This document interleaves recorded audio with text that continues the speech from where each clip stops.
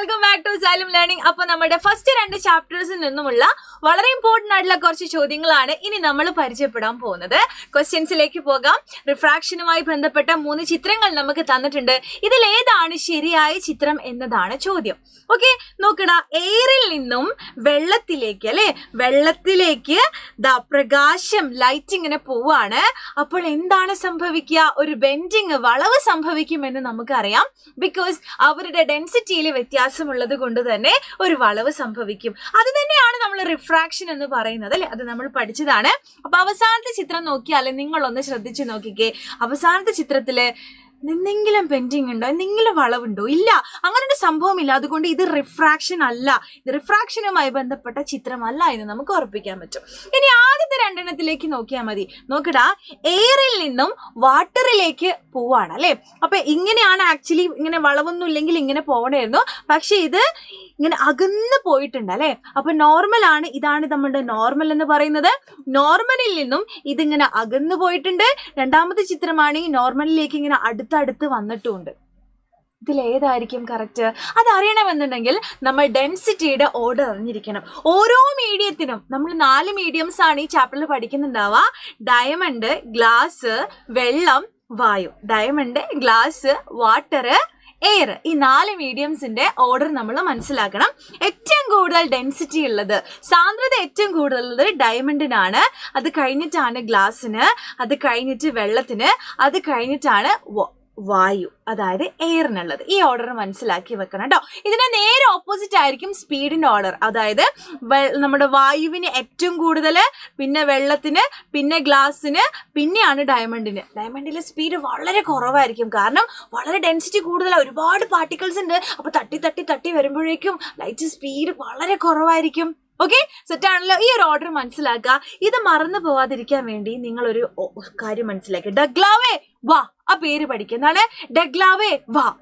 ഡഗ്ലാവ്, അല്ലെ? നമ്മളൊക്കെ പേര് പോലെ ഒരു അമേരിക്കയിലുള്ള ആരുടെ ഒരു പേരാണ് ഡഗ്ലാവ്. ഓക്കെ, ഡഗ്ലാവിന്റെ അമ്മ വിളിക്കാൻ ഡഗ്ലാവേ വാ ഇങ്ങോട്ട് പോരെ എന്ന് പറയാണ്. ആ ഒരു ഓർഡർ മനസ്സിലാക്കുക. ആൻഡ് ഡയമണ്ടിന് ഏറ്റവും ഡെൻസിറ്റി കൂടുതൽ, അപ്പൊ ഡെൻസിറ്റി കൂടിയ ഓർഡർ ആണ് ഇതെന്ന് നിങ്ങൾ മനസ്സിലാക്കി വെക്കണം. സെറ്റാണല്ലോ?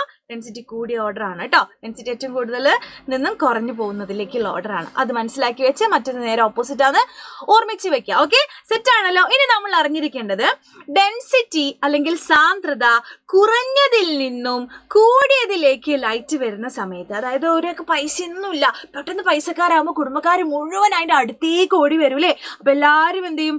അടുത്തേക്ക് വരും, നോർമലിന്റെ അടുത്തേക്ക് വരും. കുറഞ്ഞതിൽ നിന്നും കൂടിയതിലേക്ക് പോകുമ്പോൾ അടുത്തേക്ക് വരും, നോർമലിന്റെ അടുത്തേക്ക്. ഇനി ഒരാൾക്ക് ഭയങ്കര പൈസക്കാരാണ്, അപ്പൊ എല്ലാവരും അടുത്തുണ്ടായിരുന്നു കേട്ടോ. പെട്ടെന്ന് അയാളുടെ ഒക്കെ പൊട്ടി പാളിസ്, അയാൾ ഭയങ്കര ദരിദ്രനായിട്ട് മാറും. അപ്പൊ എല്ലാവരും, കുടുംബക്കാരും കൂട്ടുകാരും മുഴുവൻ അല്ലെന്ന് അകന്നു പോകൂലേ?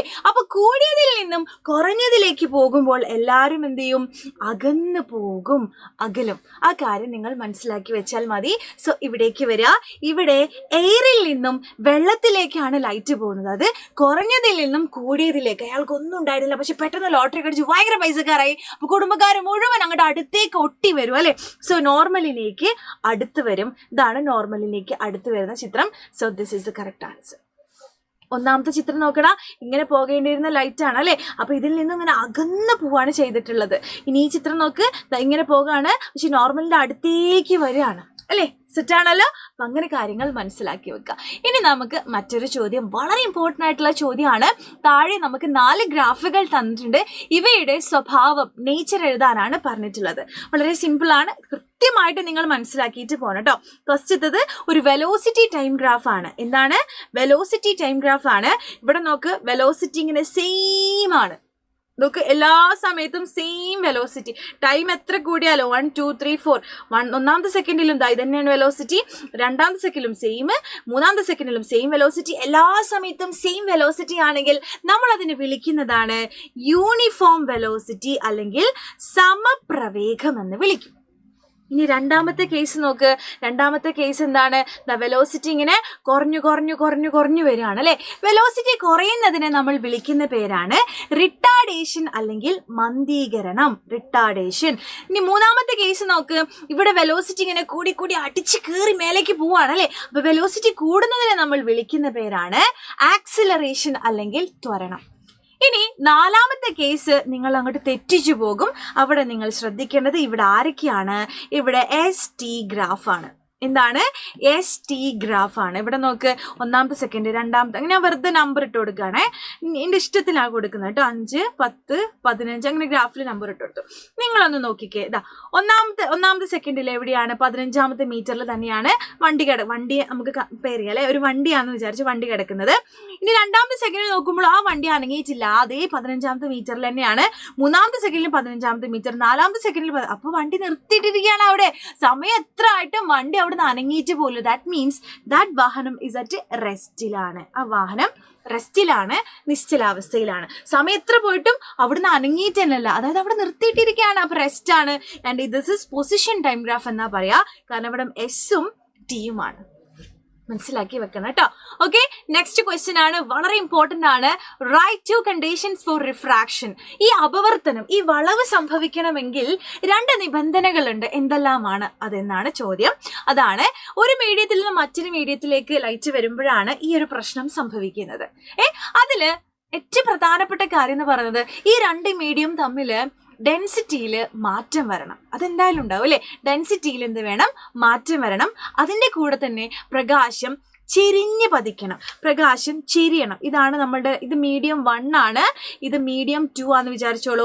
അപ്പോൾ ലൈറ്റ് ഇങ്ങനെ നേരെ വന്നിട്ട് കാര്യമില്ല. നേരെ വന്നാൽ ഒരിക്കലും ബെൻഡിങ് സംഭവിക്കില്ല, അത് നേരെ പോവാണ് ചെയ്യുക. ബെൻഡിങ് സംഭവിക്കാൻ ഒരു വളവ് സംഭവിക്കണം. അതിന് എപ്പോഴും ലൈറ്റ് ഇങ്ങനെ ചെരിഞ്ഞ് പതിക്കണം, അതാണ് അടുത്തൊരു കണ്ടീഷൻ. സോ കൃത്യമായിട്ട് മനസ്സിലാക്കുക. And this is the another question. Right 3 application of total internal reflection. Total internal റിഫ്ലക്ഷന്റെ 3 ആപ്ലിക്കേഷൻസ് എഴുതാനാണ് പറഞ്ഞിട്ടുള്ളത്. സോ ഇതിന്റെ ആൻസർ നിങ്ങൾ എന്ത് ചെയ്യണം? കമന്റ് ആയിട്ട് അറിയിക്കുക. ഓക്കെ, അപ്പൊ ഇനിയും എന്തെങ്കിലും വേണമെന്നുണ്ടെങ്കിൽ പെട്ടെന്ന് കമന്റ് ചെയ്തോളൂ, വീഡിയോ ആയിട്ട് അപ്ലോഡ് ചെയ്യാം.